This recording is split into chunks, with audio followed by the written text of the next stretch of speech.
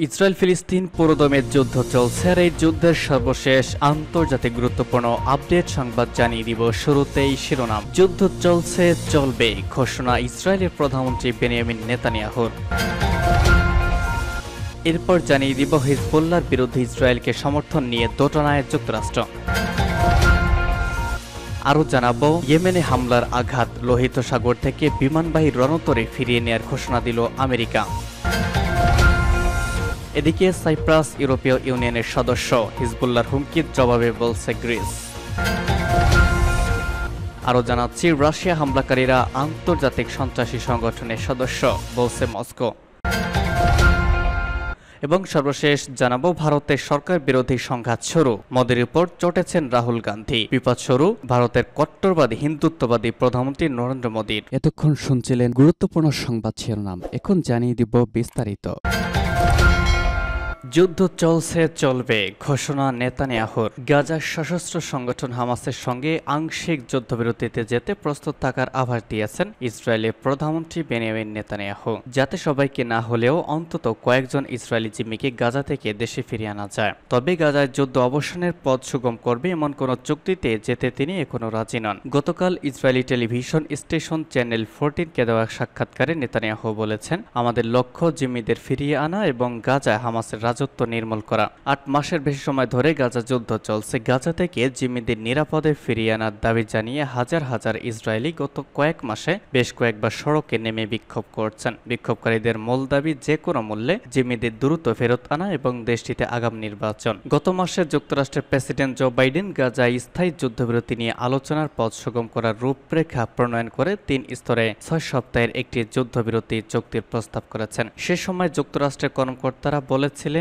Israel তাদের যুদ্ধবিরতি প্রস্তাবে রাজি আছে, কিন্তু নেতানিয়াহু বা ইসরায়েলের কোনো কর্মকর্তা আনুষ্ঠানিকভাবে মার্কিন প্রস্তাবে রাজি থাকার বিষয়ে কিছু বলেননি। বরং তারা বারবার বলেছেন হামাসকে গাজা থেকে নির্মূল না করা পর্যন্ত ইসরায়েল অভিযান অব্যাহত রাখবে। সাক্ষাৎকারে নেতানিয়াহু বলেন, গাজার সর্বদক্ষিণের নগরী রাফায় তাদের সেনা অভিযান শেষের দিকে, হামাসের বিরুদ্ধেও তীব্র লড়াইও শেষের দিকে। তবে এর অর্থ এই নয় যে যুদ্ধ শেষ হওয়ার পথে, যুদ্ধ চলছে চলবে। হামাসকে নির্মূল করার পর গাজা পরিচালনার জন্য একটি বেসামরিক প্রশাসন গঠন করতে চায় ইসরায়েল। নেতানিয়াহু বলেছেন, যদি সম্ভব হয় তবে স্থানীয় ফিলিস্তিনিদের নিয়ে ওই প্রশাসন গঠন করা হবে। সেই সঙ্গে গাজায় মানবিক ত্রাণ সরবরাহ করতে ওই অঞ্চলে অন্যান্য দেশের সহায়তা নেওয়া হতে পারে।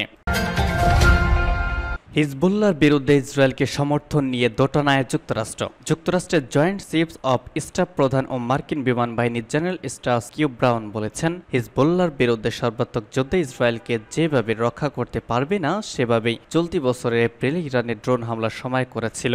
তার মতে যুক্তরাষ্ট্র ইসরায়েলকে সমর্থন করলে ইরান হিজবুল্লাহকে সমর্থন দিতে আরও বেশি ঝুঁকবে। কিউ ব্রাউন বলেন, ইরান ফিলিস্তিনিদের স্বাধীনতাকামী সংগঠন হামাসকেও সমর্থন করে, কিন্তু লেবাননে যুদ্ধে জড়ালে তেহরান আরও দৃঢ়ভাবে হিজবুল্লাহর পিছনে দাঁড়াবে। বিশেষ করে যদি তারা মনে করে যে হিজবুল্লাহকে উল্লেখযোগ্যভাবে হুমকি দেওয়া হচ্ছে আর লেবানন ইসরায়েলের যে কোনো সামরিক আক্রমণ একটি বিস্তৃত যুদ্ধের সূচনা করতে পারে, যা যুক্তরাষ্ট্রের প্রতিরক্ষা বাহিনীকে বিপদে ফেলতে পারে। ইসরায়েলের প্রতিরক্ষা বাহিনী আইডিএফ হিজবুল্লাহ ক্রমাগত আক্রমণ বন্ধ করতে লেবাননের সংগঠনটির বিরুদ্ধে সর্বাত্মক যুদ্ধ ঘোষণা করার পর ব্রাউনের এসব মন্তব্য সামনে এলো। ইসরায়েলের প্রধানমন্ত্রী বেঞ্জামিন নেতানিয়াহু গতকাল রাতে চ্যানেল 14কে বলেন, ইসরায়েল হিজবুল্লাহর হুমকির বিপরীতে একটি কূটনৈতিক সমাধানের জন্য উন্মুক্ত, তবে এটি অবশ্যই আমাদের শর্তে হতে হবে। আমরা যা প্রয়োজন তা করব। আমি ইসরায়েলের নাগরিকদের আশ্বস্ত করতে পারি যে যদি আমাদের হিজবুল্লাহর সঙ্গে যুদ্ধ করতে হয় তাহলে আমরা অবশ্যই তা করব।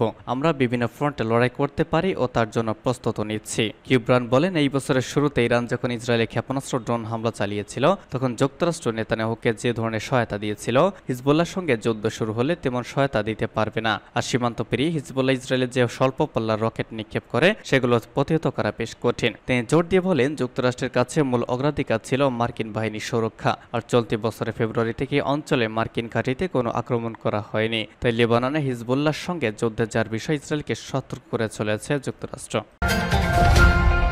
লোহিত সাগর থেকে বিমানবাহী রণতরী ফিরিয়ে নেওয়ার ঘোষণা দিল আমেরিকা। গত ৮ মাস ধরে লোহিত সাগরে মোতায়েন মার্কিন বিমানবাহী রণতরী ইউএসএস আইজেনহাওয়ারকে প্রত্যাহার করে নেওয়ার ঘোষণা দিয়েছে ওয়াশিংটন। এমন সময় এই ঘোষণা দেয়া হলো যখন ইয়েমেনের সশস্ত্র বাহিনী ওই রণতরী লক্ষ্য করে বেশ কয়েকটি ব্যালিস্টিক ও ক্রুজ ক্ষেপণাস্ত্র নিক্ষেপ করার কথা জানিয়েছে। একজন মার্কিন কর্মকর্তার বরাত দিয়ে ইউএসএনআই নিউজ জানিয়েছে, মার্কিন প্রতিরক্ষামন্ত্রী লয়েড অস্টিন আইজেনহাওয়ার ও তার সঙ্গে থাকা সহযোগী জাহাজগুলোকে যুক্তরাষ্ট্রে ফিরিয়ে যাওয়ার নির্দেশ দিয়েছেন। ওই কর্মকর্তা বলেন, এসব জাহাজকে ঘরে ফিরিয়ে নেওয়ার সময় হয়েছে। গত বছরের অক্টোবর মাসে গাজা উপত্যকায় ইসরায়েলি আগ্রাসনের প্রতিবাদে ইয়েমেনের হুতি যোদ্ধারা লোহিত সাগরে ইসরায়েল অভিমুখী বাণিজ্যিক জাহাজগুলোতে হামলা চালানো শুরু করলে ইউএসএস আইজেনহাওয়ারকে ওই সাগরে মোতায়েন করা হয়েছিল। ইউএসএনআই নিউজ দাবি করেছে, বিগত ৫ বছরের মধ্যে এই প্রথম কোনো মার্কিন বিমানবাহী রণতরী এক স্থান এত দীর্ঘ সময় ধরে মোতায়েন রয়েছে। এর আগে শনিবার ইয়েমেনের সশস্ত্র বাহিনী জানিয়েছিল তারা ব্যালিস্টিক ও ক্রুজ ক্ষেপণাস্ত্র দিয়ে আইজেনহাওয়ারে হামলা চালিয়েছে। গত মাসের শেষ দিকে ও চলতি মাসের গোড়ার দিকে আরও ২বার ইয়েমেনের হামলা শিকার হওয়ার পর রণতরীটিকে লোহিত সাগরের উত্তরাংশ সরিয়ে নেওয়া হয়েছিল। সাইপ্রাস ইউরোপীয় ইউনিয়নের সদস্য, হিজবুল্লাহর হুমকির জবাবে গ্রিস। সম্প্রতি প্রতিবেশী দেশ সাইপ্রাসে হামলার হুমকি দিয়েছেন লেবাননের সশস্ত্র গোষ্ঠী হিজবুল্লাহ প্রধান হাসান নাসরুল্লাহ। তার প্রেক্ষিতে এবার গ্রিসের পররাষ্ট্রমন্ত্রী জর্জস গেরাপটিট্রিস বলেছেন, লেবাননের হিজবুল্লাহ গোষ্ঠীর পক্ষে সাইপ্রাস প্রজাতন্ত্রের বিরুদ্ধে হুমকি দেওয়া বেমানান। তিনি বলেন, সাইপ্রাস ইউরোপীয় ইউনিয়নের সদস্য। এর আগে অবশ্য গ্রিস বলেছিল সাইপ্রাসে হামলার হুমকি জাতিসংঘ সনদের চরম লঙ্ঘন। গ্রিস সাইপ্রাসের পাশে আছে। হিজবুল্লাহ সাইপ্রাসে হামলার হুমকি দেওয়ার পর ইউরোপীয় ইউনিয়ন বলছে সাইপ্রাস ইউরোপীয় ইউনিয়নের সদস্য। ইউরোপীয় ইউনিয়ন মানে সাইপ্রাস আর সাইপ্রাস মানে ইউরোপীয় ইউনিয়ন। ইউরোপের ২৭ দেশের এই জোটের মুখপাত্র পিটার স্টান ও সাংবাদিকদের বলেন, সদস্য রাষ্ট্রের বিরুদ্ধে কোনো হুমকি ইউরোপীয় ইউনিয়নকে হুমকি দেয়ারই নামান্তর। গত সপ্তাহে এক টেলিভিশনে প্রচারিত এক বক্তৃতায় হাসান নাসরুল্লাহ বলেন, হিজবুল্লাহর সঙ্গে যুদ্ধ শুরু হতে পারে ইসরায়েলের। এর যুদ্ধে সাইপ্রাস যদি ইসরায়েলকে সাহায্য করে তাহলে ভূমধ্যসাগরের ছোট দ্বীপরাষ্ট্রটিকে হামলা চালাবে হিজবুল্লাহ। রাশিয়া হামলাকারীরা আন্তর্জাতিক সন্ত্রাসী সংগঠনের সদস্য। রাশিয়ার মুসলিম অধ্যুষিত অঞ্চল দাগেস্তানের ২টি শহরে একাধিক সন্ত্রাসী হামলার পর বন্দুকধারীদের বিরুদ্ধে দেশটির আইনশৃঙ্খলা রক্ষাকারী বাহিনী যে অভিযান শুরু করেছিল তা শেষ করার ঘোষণা এসেছে।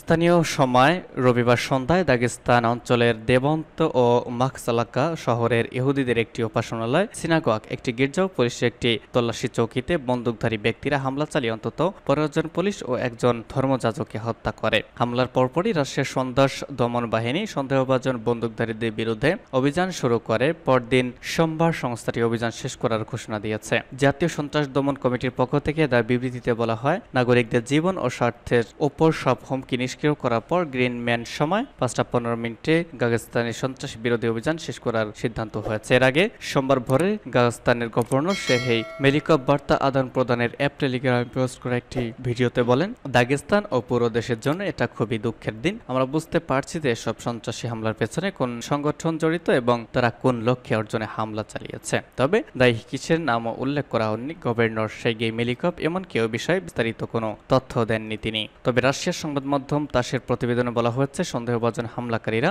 আন্তর্জাতিক সন্ত্রাসী সংগঠনের সদস্য। তবে এসব হামলাদার এখনো পর্যন্ত কেউ স্বীকার করেনি। রাশিয়ার রাজধানী মস্কোর পাশে একটি কনসার্ট হলে বন্দুকধারীদের হামলায় ১৪৫ জন নিহত হওয়ার ঘটনার মাস তিনেক পরে গাজস্তানে একযোগে কয়েকটি জায়গায় হামলার ঘটনা ঘটল। আন্তর্জাতিক সন্ত্রাসী সংগঠন ইসলামিক স্টেট আইএস মস্কোয় হামলার দাবির দায় স্বীকার করেছিল। সাম্প্রতিক বছরগুলোতে মধ্য সেটা ছিল রাশিয়ার ভূখণ্ডের সবচেয়ে রক্তক্ষয়ী হামলার ঘটনা। সর্বশেষ জানিয়ে দিব, ভারতের সরকার বিরোধী সংঘাত শুরু, দেশ চালাতে মতনৈক্য চান মোদী। ভারতের লোকসভার প্রথম অধিবেশনের প্রথম দিনেই নরেন্দ্র মোদী সরকারের সঙ্গে বিরোধীদের সংঘাত শুরু হয়ে গিয়েছে। মূলত দুইটি বিষয় নিয়ে সংঘাত শুরু হয়েছে, যার প্রথমটি প্রোপের স্পিকার নিয়ে। প্রোটেম স্পিকার সোমবার বিজেপি সংসদ সদস্য ভর্তৃহরি মহাতবকে প্রোটেম স্পিকার হিসেবে শপথবাক্য পাঠ করান প্রেসিডেন্ট দ্রৌপদী মুর্মু। প্রোটেম স্পিকারের কাজ হলো নতুন স্পিকার নির্বাচিত হওয়া পর্যন্ত লোকসভার কাজ সামলানো, সংসদ সদস্যদের শপথ বাক্য পাঠ করানো। প্রথম দিনে ২৮০ জন সংসদ সদস্য শপথ নেওয়ার কথা।